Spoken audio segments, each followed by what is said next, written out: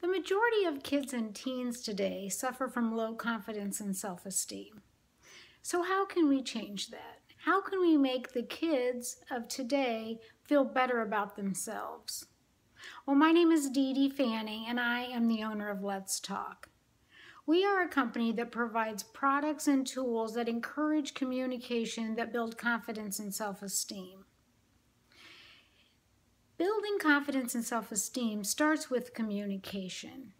Every feeling, every dream, every concern starts with a thought, and that thought becomes a reality when given a voice.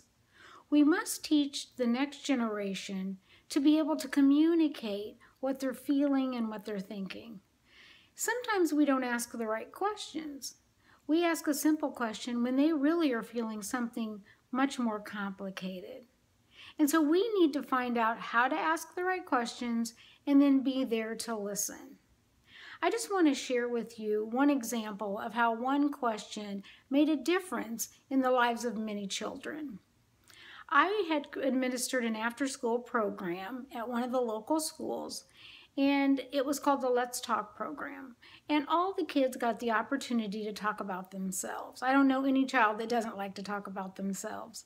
So one little girl picked out a question card, and it said, if you could spend the day with your dad, what would you do?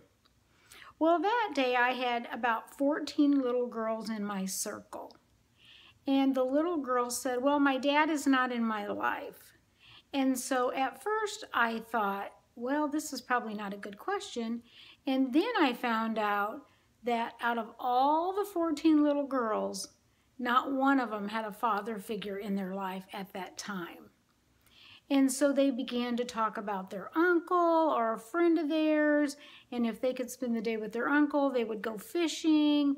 And so they started to connect and just feel better because they weren't alone.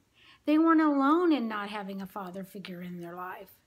They began to connect and talk about things that they'd held for so long.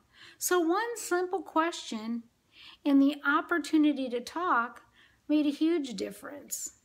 And we really can make a difference with these children, one conversation at a time.